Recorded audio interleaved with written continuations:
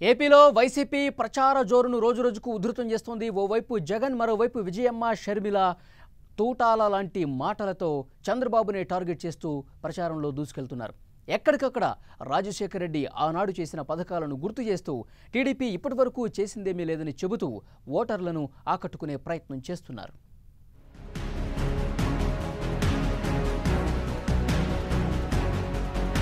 ఏపీలో వైసీపీ ప్రచార జోరు పెంచడానికి విజయమ్మ, షర్మిల దూసుకెళ్తున్నారు. ప్రచారంలో భాగంగా శ్రీకాకుళంలో పర్యటించిన విజయమ్మ వైఎస్ రాజశేఖర్ రెడ్డి ఆనాడు ప్రవేశపెట్టిన పథకాలను, జరిగిన అభివృద్ధిని ప్రజలకు గుర్తు చేశారు. 5 ఏళ్ల పాలనలో చంద్రబాబు రాష్ట్రానికి ఏం చేశాడని విజయమ్మ ప్రశ్నించారు.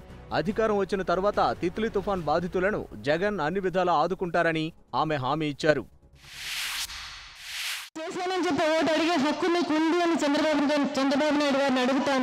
నేను మీకు రాజశేఖర రెడ్డి గారు సాచురేషన్ విధానంలో ఆయన కులాలకు, మతాలకు, పార్టీలకు అతీతంగా ప్రతి ఒక్కరికి, ప్రతి కుటుంబానికి ఆయన సంక్షేమ పథకాలన్నీ కూడా అందించడం జరిగింది. ఎన్నో రకాల జలయజ్ఞం ప్రాజెక్టులు మొదలు పెట్టడం జరిగింది. మరి అన్ని రకాలుగా కూడా ముందుకు తీసుకుపోవడం, రాష్ట్రాన్ని ముందుకు నెంబర్ 1 రాష్ట్రంలో దేశంలో చేశారని కూడా మీకు గర్వంగా నేను చెప్తా ఉన్నాను ఇవాళ. ఇటు గుంటూరులో విస్తృత ప్రచారం నిర్వహిస్తున్న షర్మిల అదే జోష్తో, అవే పంచ్ డైలాగ్స్తో ఎప్పట్లాగే అందరినీ ఆకట్టుకుంటున్నారు. వైసీపీకి ఏ పార్టీతో పొత్తులు లేవని షర్మిల స్పష్టం చేశారు.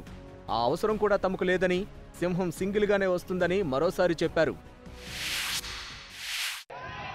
హరికృష్ణ గారి సేవ మృతదేహం పక్కనుంది అన్న ఇంగితం కూడా లేకుండా కేసీఆర్తో పొత్తు గురించి మాట్లాడాడు. ఇప్పుడు మాకు పొత్తుందని ఆరోపిస్తున్నాడు.